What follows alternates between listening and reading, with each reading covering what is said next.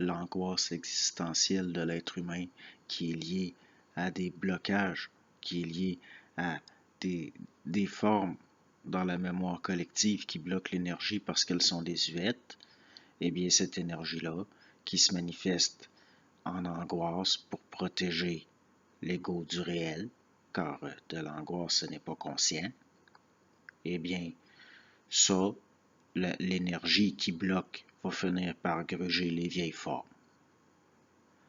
Si on reprend là l'affaire de la Trinité, il va y avoir des individualités réelles, c'est-à-dire qu'il y a des corps, le Fils, qui vont recevoir l'Esprit, le Saint-Esprit, puis ils vont reconnaître, c'est la reconnexion avec ce qui a été dit, les canaux universels, les circuits universels avec le Père, l'intelligence.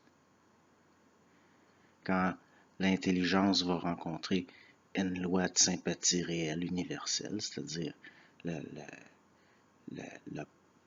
l'intelligence descend à travers l'amour, ça engendre qu'il y a une volonté réelle sur Terre, c'est-à-dire qu'il y a une incarnation complète, réellement, dans la matière, c'est-à-dire que même les lois de la matière sont intégrées. À ce moment-là, l'être humain, au niveau collectif, parce que plus il va y avoir de fils de la lumière, si vous voulez, le Père, qui passe à travers l'esprit, puis s'engendre, bon, plus la technologie fera qu'elle sera mentalisée au sens où l'être humain pourra contrôler la matière à partir de technologies dans le subtil, qui passe à travers le mental et qui influence la matière directement, immédiatement, c'est-à-dire sans réelle médiation, il n'y a aucun mouvement. Les formes ne bloquent plus, l'énergie ne ralentisse plus l'énergie parce que le véhicule de l'incarnation dans le plan matériel, c'est-à-dire l'écho dans un corps, est assez dense et prêt pour recevoir la lumière de sa propre source pour que la source enfin s'incarne sur Terre, qu'il y ait des consciences réelles de l'intelligence universelle qui s'individualise, mais pas dans des individualisations, sens social collectif comme on l'a connu par rapport à de la mémoire, mais à un niveau de savoir instantané, une sortie de la connaissance structurelle, psychologique, civilisationnelle de l'involution pour une entrée dans un réel âge d'or. Mais tout se paye et pour atteindre ça, ça va prendre des grands chocs comme à chaque fois. Pour que naisse une civilisation, il faut qu'il en meure une autre. C'est des lois extérieures. C'est extérieur à la conscience, ce n'est pas conscient. La domination sur Terre, c'est de la programmation qui prend la place, qui gère l'énergie, parce que la conscience sur Terre n'a pas les bras assez forts pour se supporter elle-même, son propre poids, à travers son véhicule. L'ego humain est encore habité par des forces qui ne sont pas de la conscience. C'est ça la subjectivité.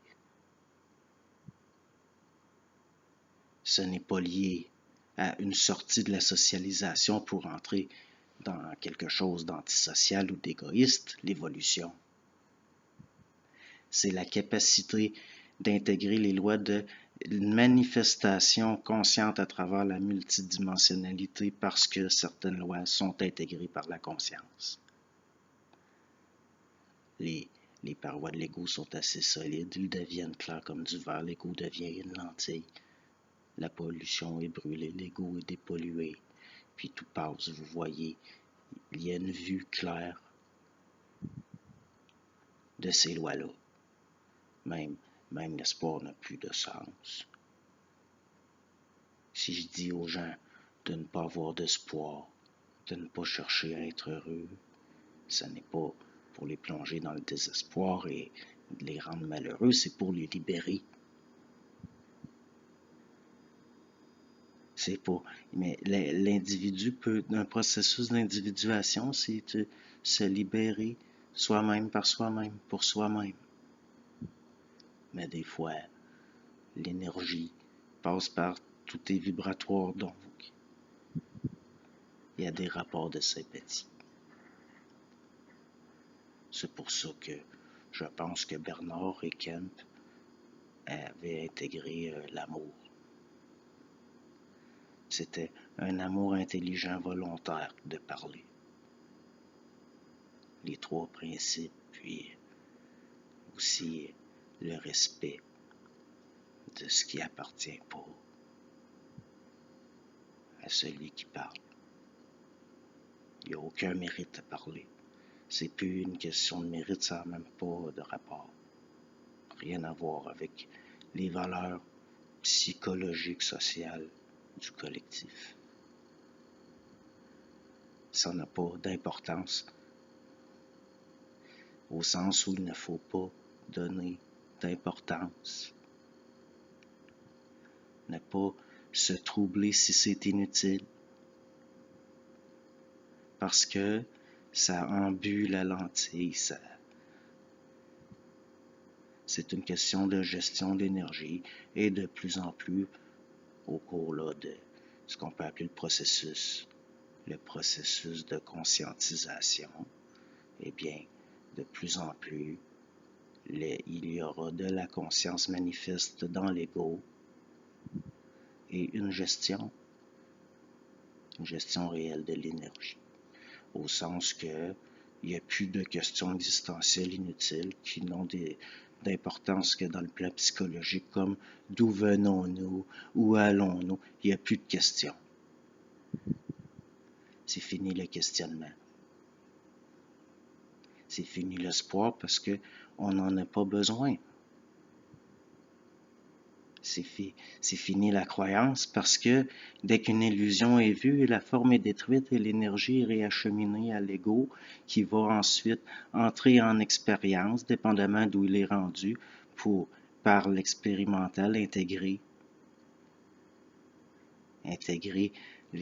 les lois qu'il a vues, parce que savoir quelque chose et le réaliser, c'est pas pareil. Pour que ça descende complètement dans la matière, souvent, il va falloir réaliser par l'expérimental.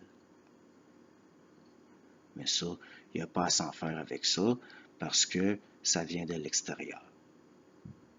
On ne peut pas contrôler la météo, on ne peut pas contrôler comment sont gérées les grandes routes, les chemins, mais on peut être au volant de son véhicule de plus en plus présent, de plus en plus incarné, de plus en plus capable de voir sans en souffrir psychologiquement.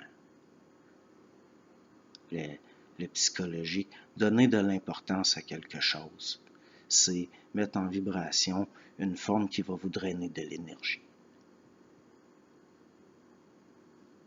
L'épuration du mental, la dépolarisation du mental, la capacité d'avoir un emplacement d'observation en dehors du plan réflectif psychologique, c'est-à-dire une vue, ce que j'appelle la vue. Ça fait qu'il y a une multidimensionnalité que ça finit par être vu par la conscience. Puis vous allez de plus en plus habiter vos différents véhicules.